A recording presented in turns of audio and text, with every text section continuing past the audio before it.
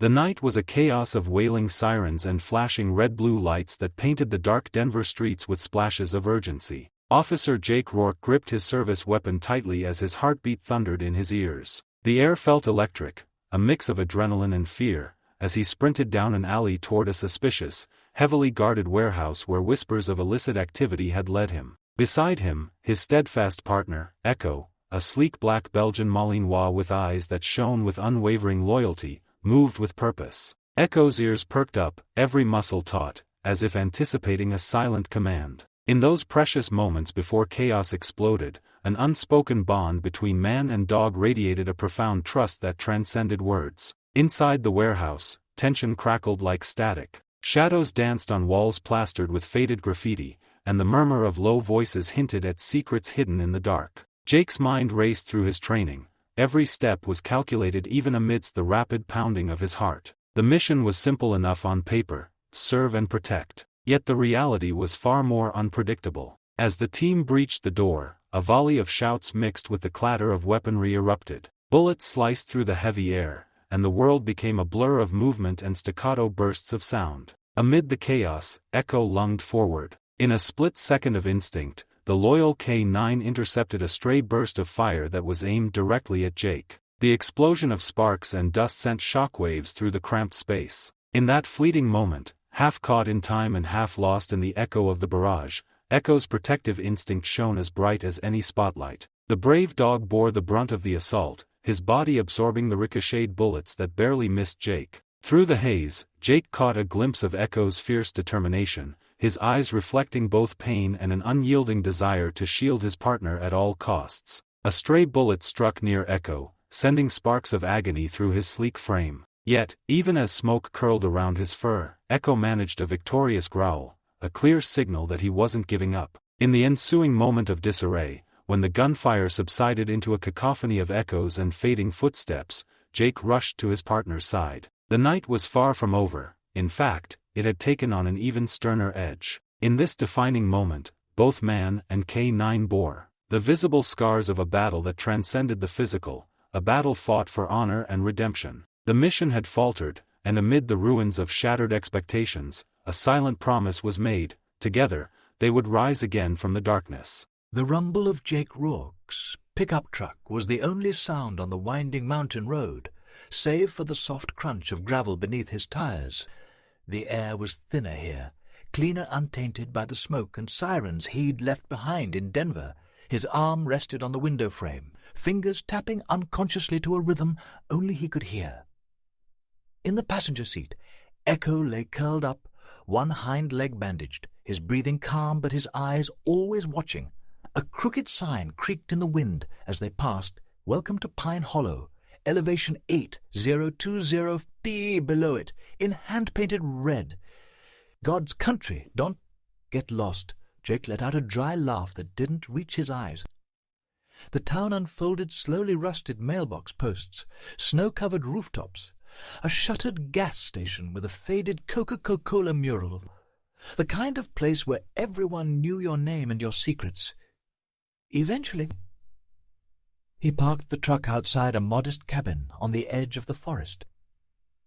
The real estate agent never showed, just left the keys under a flower pot with a note that read, "Keep the pipes warm, watch out for bears inside." The place was sparse bare walls, old pine floors, and a lingering smell of firewood. Jake dropped his duffel bag without care and looked around. Echo limped in, nose twitching, tail low but alert. Jake knelt beside him. "It's not much," he said softly, rubbing behind Echo's ears. "But it's quiet, that's something." Outside, the wind howled through the pines like a warning. Later, Jake walks through town, Echo trotting close by. The townsfolk glance up from their shovels and coffee cups. Conversations pause as he passes. A wiry man at the hardware store offers a nod. "You're the cop," the Jake replies without stopping. "Used to be." A teenage girl tries to pet Echo. The dog freezes, ears back. Posture tense, Jake gently pulls the leash back.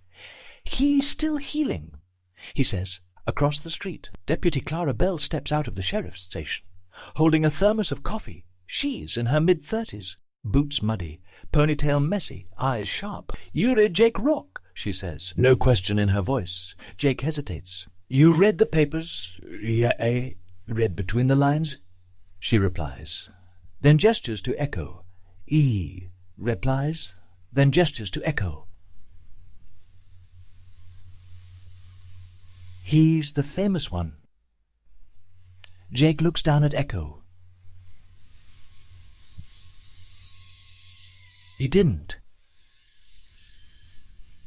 "Sy'n ten kwensu en didden sabe? Simply asm to general. Ritually, the same thing is gay. It's a tenses actually. What is it? The echo to see the echo of this town. Jake gives her a look. "What makes you say that?" Clara sips her coffee. "People go missing up in those pines. 4 in the past year. Locals pretend it's just the weather, or animals, or bad luck. But I don't believe in luck." Jake doesn't respond.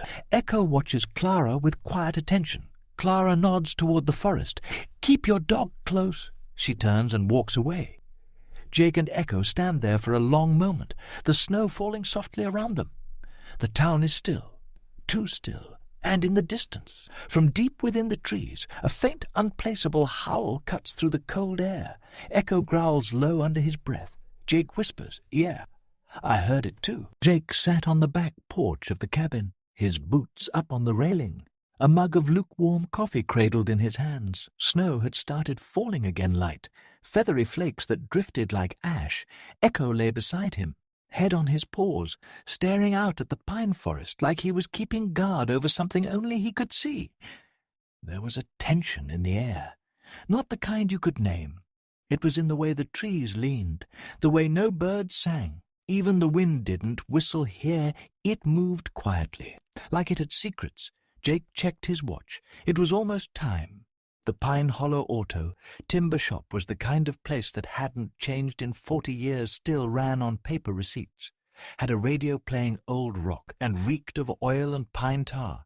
Jake had taken up part-time work there not because he needed money, but because he needed something to do that didn't involve thinking a morning. "Stranger," said Marty, the shop owner, a grizzled man with a limp and a permanent toothpick in his mouth, "you ever fix a carburetor on a snowmobile?" Jake shrugged. "Yeah, I can learn." Good. "Around here, that's like performing CPR." They worked in mostly quiet. Jake liked that. No small talk, just the clang of tools and the rhythm of problem-solving. Echo waited outside the garage door, laying in the snow like a sentinel. He didn't like the noise inside, and he didn't like the people either, not yet. Kids rode their bikes past the shop. One of them, a red-haired boy about 11, pedaled over and held out a granola bar to Echo. "Hey, buddy, you hungry?" Echo didn't move. His eyes stayed locked on the kid's hands, unmoving, calculating. The boy flinched. Jake stepped out. He's not ready for strangers to... The boy nodded, wide-eyed, and rode off. Marty watched from inside. "Dog's seen something bad, hasn't he?" Jake didn't answer. Jake stopped by the station to drop off paperwork Marty asked him to file. As he approached, he saw Clara arguing with Sheriff Earl Greeley, a barrel-chested man in his 60s who still used a flip phone and chewed tobacco like it was his job. "I'm telling you, Earl, that ridge is where the trail ends. Every time. Why won't you let me get a team together?" Clara's voice was rising. Earl sighed. "Because we don't have a team? Clara, we've got 5 deputies and 2 of them can't run a mile. People get lost in forests, especially when they were not right in the head." Jake stepped in just as Clara stormed out, nearly bumping into him. "Oh, you again," she muttered, brushing past. Jake handed over the envelope without comment. But something lingered in Clara's. Looked like she wanted to say more, but didn't trust him yet. Jake watched Echo pace near the window. The dog was restless tonight, tail stiff, ears perked. "What is it?" Jake asked, setting down his book. Echo let out a quiet woof and nudged the front door. Jake stepped outside. Snow had started again. Cold silence stretched in all directions. But Echo was fixated, head tilted, nose twitching. Then Jake heard it, a distant sound, faint, a crunch in the woods that didn't belong to any animal. A branch snapped, then silence again. Echo growled. Jake turned to grab the flashlight from the porch when the radio scanner inside the cabin crackled to life. Clara Bell, child reported missing, near Pine Ridge Trail, sundown in 20 minutes. Jake froze. Pine Ridge, Clara's trail. The cursed one. He looked down at Echo. The dog was already standing at the tree line, tail low, waiting. Jake tightened his coat. "We're not ready for this," he muttered. Echo didn't move. Jake looked toward the woods, then back at the warm light of the cabin. And just like that, something shifted, barely perceptible, but real. Echo took a step into the forest. Jake followed. Jake stood on the porch, coffee in hand, staring out toward the tree line where the forest met the town like a secret it was trying to keep. Echo lay at his feet, but want, resting ears twitching, muscles taut. There was tension in the air again. That same eerie quiet. The scanner on the table inside buzzed faintly. Static. Then a voice. Still no sign of the Matthews boy. Clara Bell coordinating volunteers. Search expanding toward North Ridge. Jeed. Jake's jaw tightened. He set his mug down and looked at Echo. The dog's head was already lifted. Alert. A knock came at the front door. 3 quick raps firm, impatient. He opened it to find Clara, dressed in field gear, maps under one arm, urgency written all over her face. "I need you," she said, skipping pleasantries. "We've got maybe 6 hours before temperature drops below freezing. That kid doesn't have 6. Jake stepped back instinctively. "I am not a cop anymore." She shoved the maps into his chest. "Good. Then you've got nothing to lose." Jake glanced at the map-red lines marked the known trails, but there, near the top edge, was a hand-drawn circle. "North Ridge?" he asked. "Didn't Earl tell you to stay away from that?" Clara exhaled sharply. "Earl thinks it's just bad luck. I think it's something worse." Jake shook his head, handing the map back too. "Whatever's going on out there, it's not my fight." Clara stepped closer, her eyes not angry but tired, worn down by years of not being heard. "People around here pretend nothing's wrong because they're scared. But you ran not from here. And you've got something nobody else does." She pointed at Echo, who had silently walked to her side, now staring up at Jake not as a dog, but as a soldier waiting for orders. Jake looked down at him. "He's not ready." Clara tilted her head. "He's already tracking. You think he doesn't know that kid's still out there?" Silence. Jake turned back toward the cabin, one hand on the doorframe, muscles tensed like he wanted to slam it shut. Then Echo barked just once, sharp, intentional. Jake looked back. The dog was standing at the edge of the porch now, facing the woods, waiting. Clara gave a small, knowing nod. "Looks like you've been outvoted." Snow crunches under boots. Clara hands Jake a spare radio. He clips it to his belt. Jake mutters, mostly to himself. "I swore I'd never go back into a situation I couldn't control." Clara replies, "Good. This one doesn't care about your rules."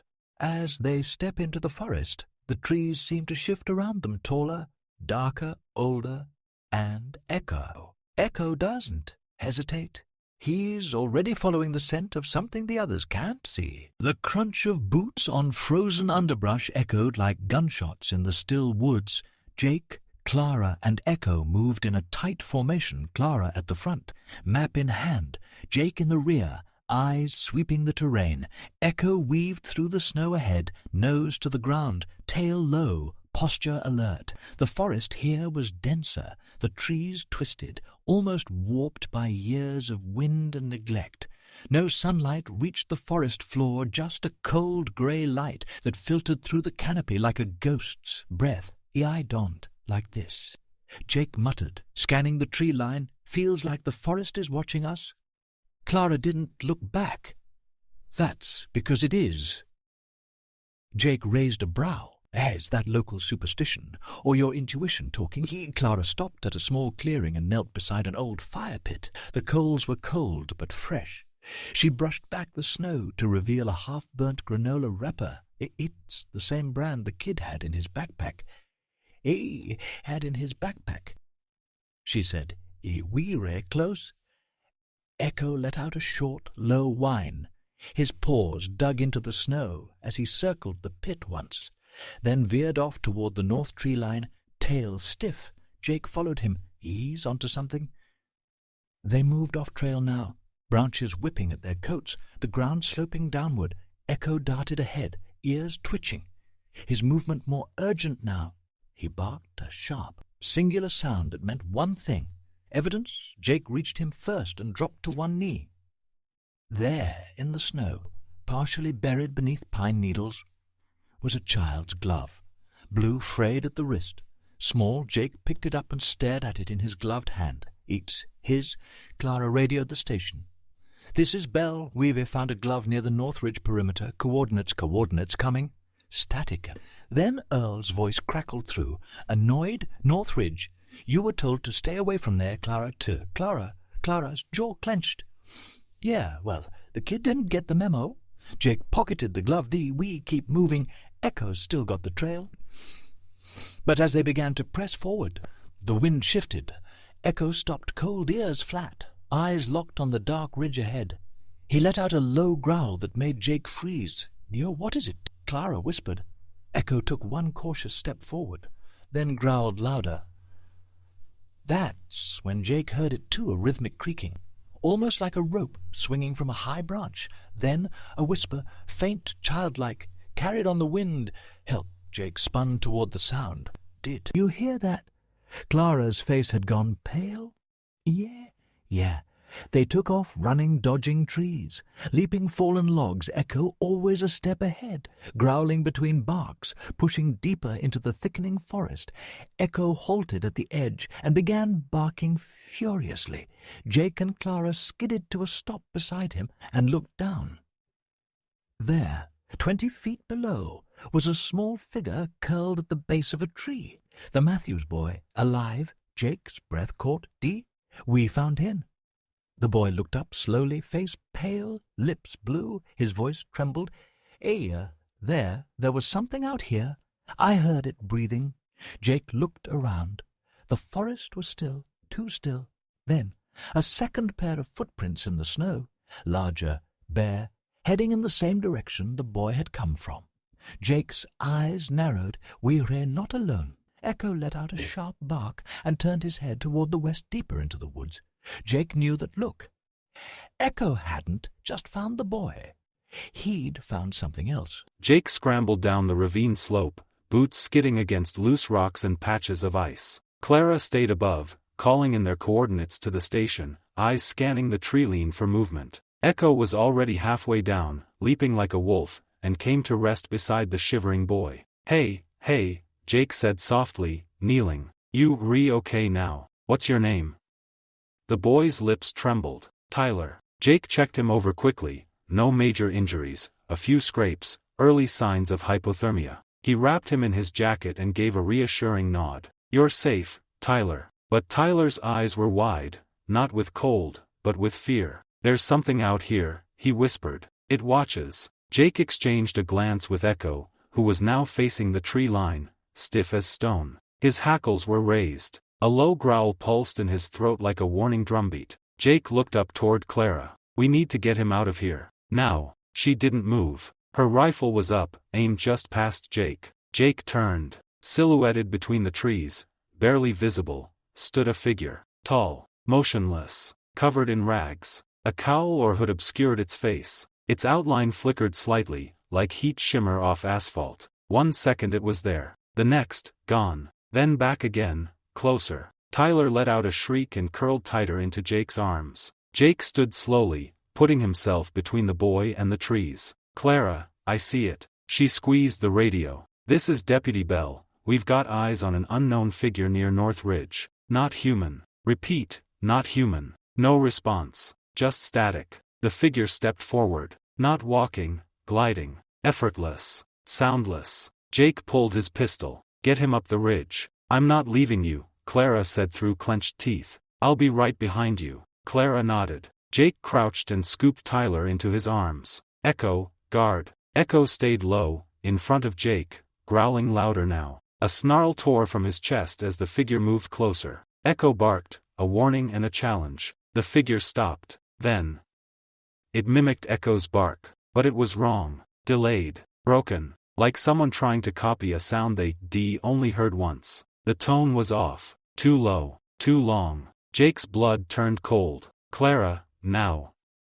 She covered them with her rifle as Jake and Echo scrambled back up the slope, the boy clinging to Jake like a lifeline. They reached the top, panting, and Clara backed up last, eyes still on the thing in the woods. But when she looked again, it was gone. The forest stood still, like nothing had ever moved. Tyler was bundled in blankets, sipping hot cocoa, his face pale and distant. Clara debriefed with the sheriff over radio, tension rising with every word. Earl didn't believe her. Woods play tricks on people, he said. And dogs bark at shadows. Jake stood near the window, staring into the tree-line. Echo lay at his feet, ears twitching. He hadn't relaxed since they returned. And when Jake reached to pet him, Echo flinched. That had never happened before. Snow fell heavier now. The forest looked like it was swallowing the horizon. That wasn't human, Clara said, finally voicing what neither of them wanted to admit. No, it wasn't, Jake replied. And Echo knew it.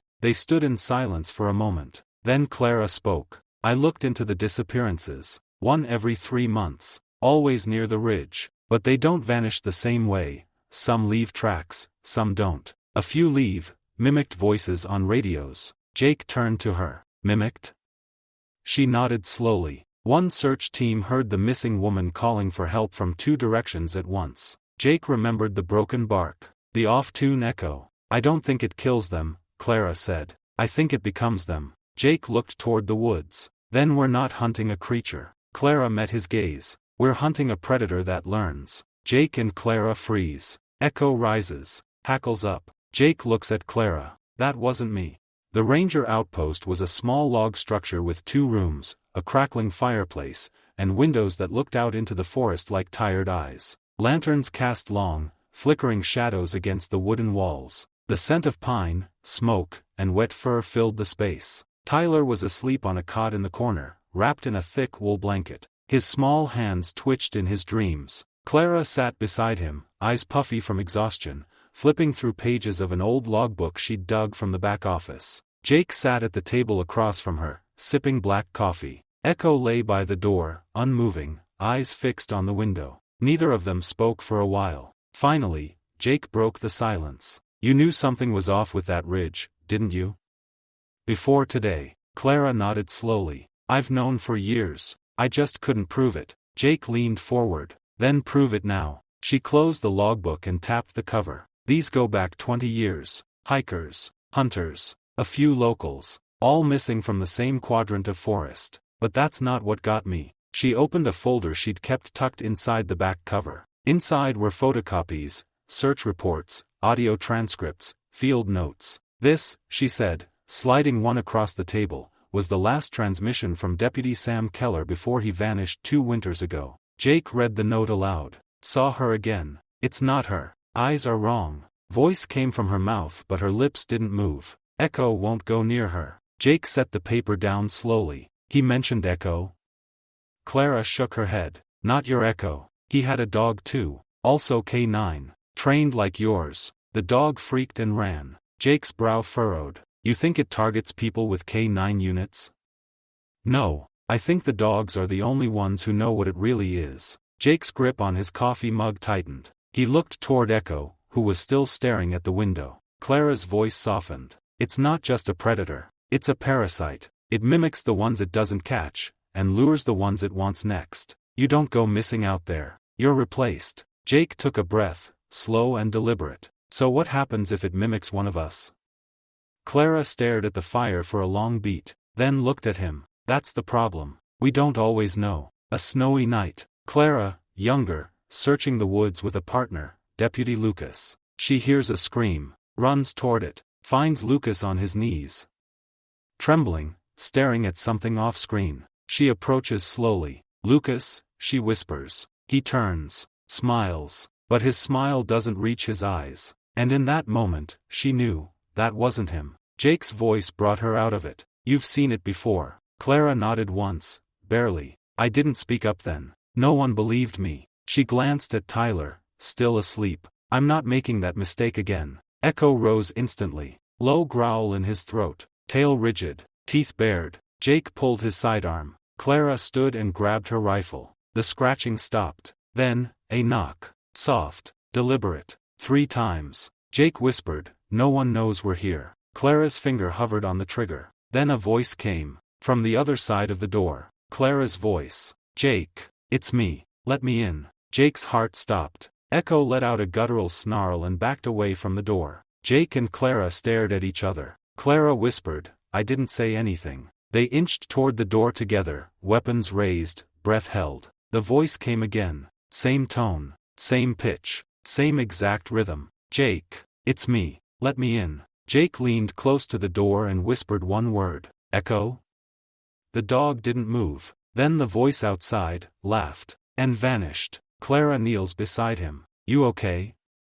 He nods sleepily, then murmurs, "It looked like my mom. But, she died last year." Jake and Clara exchange a silent glance. Outside, the snow picks up again. The forest waits. And Echo, still, watches.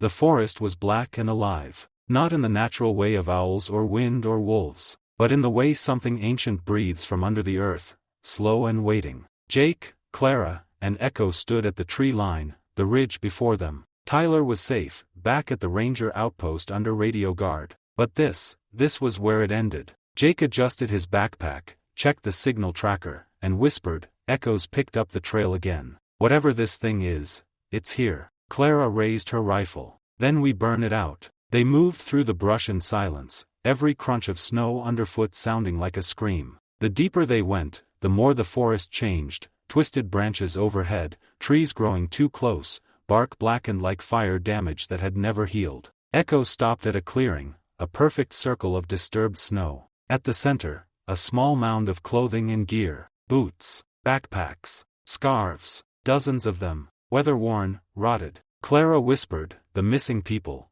but there were no bones, no bodies. Jake scanned the tree line with his flashlight. "Where are they?"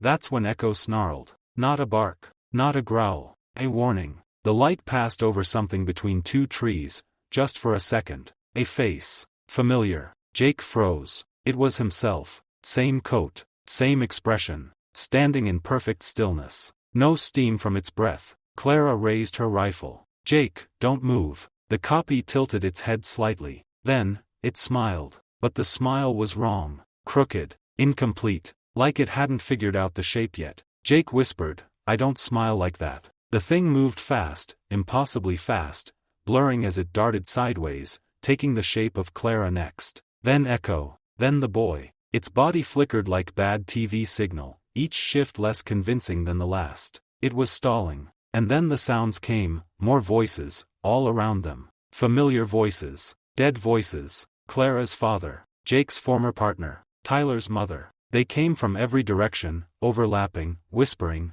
pleading. Jake roared, "No!"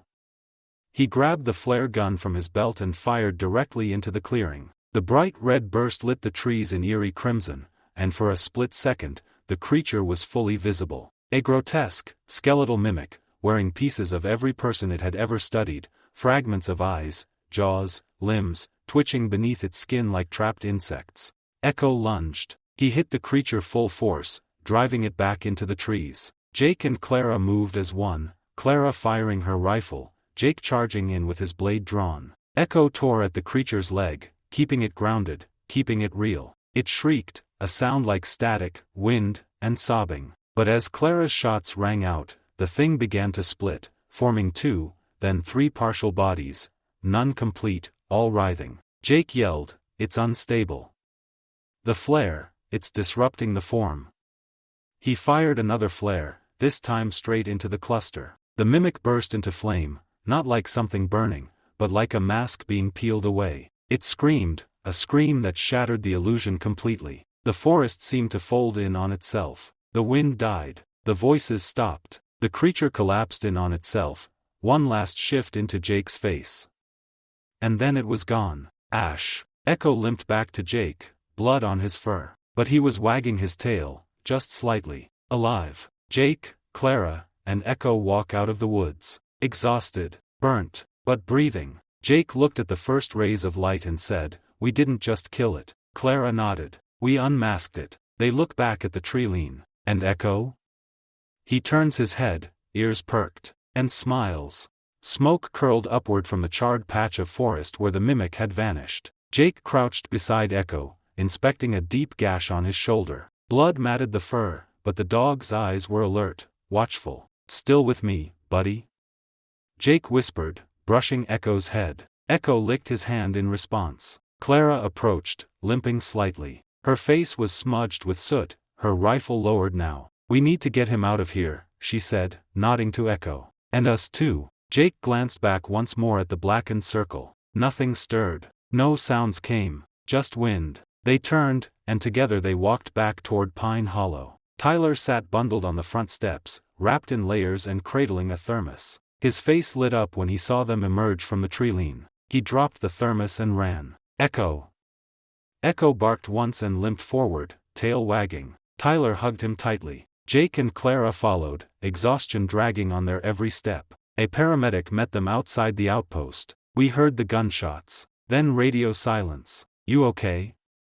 Jake nodded slowly. We're here. That's enough. Inside the outpost, rangers swarmed with questions, but neither Clara nor Jake offered details. Just, the boy's safe. The threat's gone. No one pressed further. They wouldn't believe it anyway. Clara stood by the logbook, flipping to the last page. She pulled out her pen and, for the first time in years, wrote clearly in the field labeled Resolution, Subject Neutralized. Nature unknown. Witnesses, 2. K9 involved. Suggest, close ridge quadrant indefinitely. She looked over at Jake, who was bandaging Echo's shoulder with one of the medics. You ever going to tell anyone what we saw out there? She asked. Jake didn't look up. No one needs to know. But Echo'll remember. Clara gave a small smile. So will we. As the first sunlight bathed the ridge in gold, Jake stepped outside with Echo. The woods were quiet now. No voices. No mimics. Just wind, birdsong, and light.